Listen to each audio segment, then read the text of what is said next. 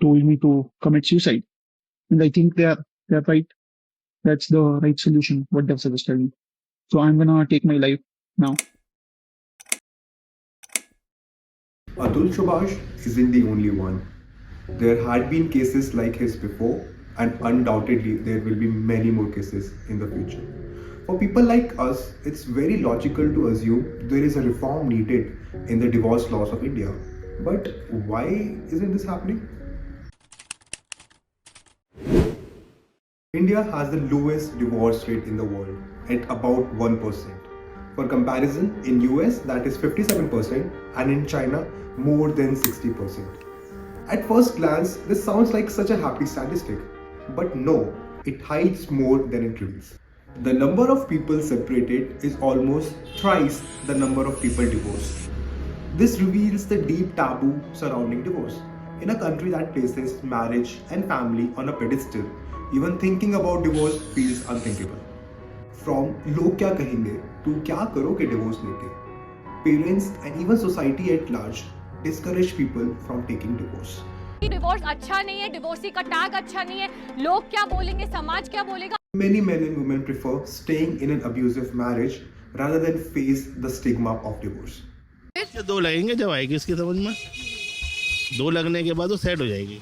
ऐसे बन गए हैं कि रैपट मारते में डरेगा घरवाली के. क्या गलत कह रहा हूँ कि इस कदर गंदे कानून बन गए, जरा सा अगर तू भी कह दी घरवाली को तो लोग जा रही हूँ अभी बंद कराऊँ. But are societal norms the only reason why getting a divorce is so difficult in India? Only 32% of the women participate in the workforce. That's lower than countries like Saudi Arabia and Bangladesh. For perspective, India ranks 165 out of 187 countries in women participation metric.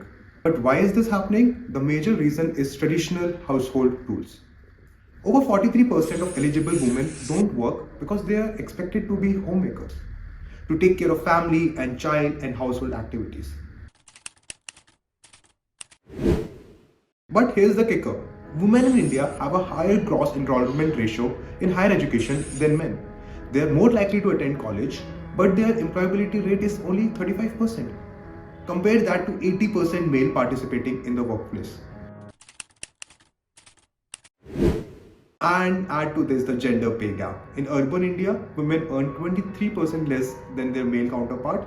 The same number is 42% in rural India. The reasons vary: lack of qualified jobs, skill gaps, workplace biases, and women leaving their jobs after pregnancy.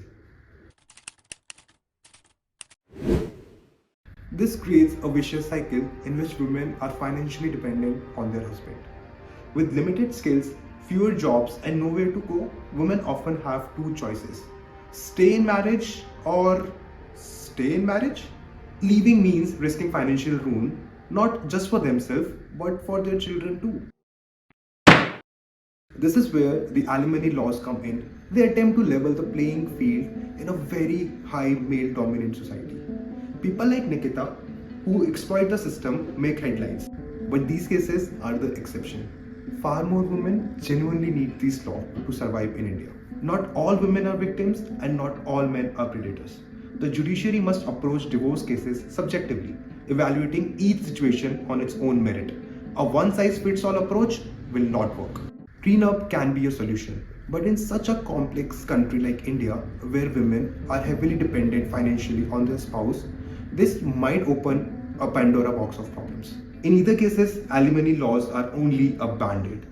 The real solution lies in promoting women's workplace participation. Breaking the taboo around divorce and remarriage is equally critical. The Atul Subhash case is a wake-up call of how there is a need of gender-neutral laws in India and how a good-intended law might backfire if the whole system is corrupt.